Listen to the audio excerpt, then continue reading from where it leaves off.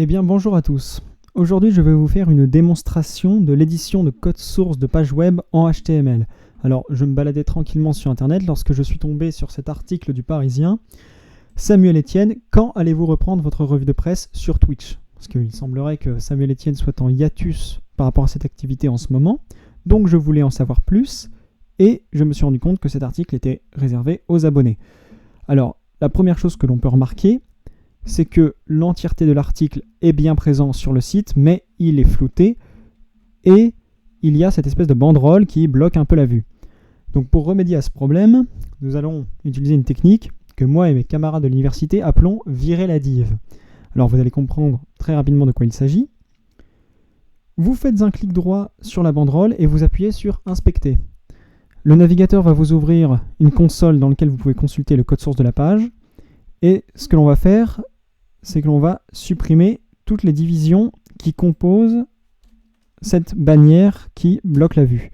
Donc, vous cliquez sur la bannière et vous appuyez sur la touche « Supprimer ». Et ensuite, vous aurez uniquement le texte et vous n'aurez déjà plus cette banderole qui cachera la vue.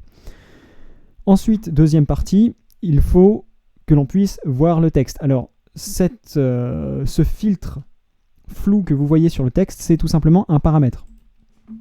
Donc, vous cliquez sur le texte et vous appuyez sur Inspecter. Et ensuite, pour chaque section de texte, vous avez le paramètre Blur Text, donc flouter le texte, qui sera présent. Une chose très simple, vous le supprimez et le texte sera en clair. Donc, très simple, vous le faites pour chaque section. Ici, dès que vous voyez Blur Text, vous le supprimez et on voit que le texte se découvre sous nos yeux et donc on peut lire l'article. Alors si vous ne voulez ne pas oublier de section, vous pouvez faire un CTRL F et taper Blur Text dans la barre. Ça vous les surlignera un par un et vous pourrez tous les supprimer, c'est peut-être plus simple comme ça. Pour automatiser le processus, vous pouvez évidemment coder, si vous avez quelques notions, un petit programme en JavaScript qui vous fera ça bien plus rapidement qu'à la main. Mais bon, là c'est simplement pour vous montrer. Donc voilà, c'est une méthode assez simple pour... Alors évidemment, ça ne marche pas sur tous les sites, hein. Certains sites sont un peu plus malins et lorsque vous n'êtes pas abonné, vous n'avez pas accès à la même page que les abonnés, vous n'avez même pas l'article. En fait, vous avez simplement une banderole qui vous dit abonnez-vous pour consulter l'article et l'article n'est pas chargé dans la page en même temps. C'est à mon avis beaucoup plus judicieux car là, on ne peut pas faire d'édition en local. Évidemment, tous les changements que vous faites dans la console sont en local, donc il suffit de recharger la page pour revenir comme avant si jamais vous supprimez quelque chose de trop.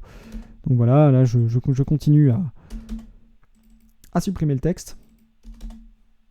Donc vous le faites pour un peu tout et vous aurez accès à l'article.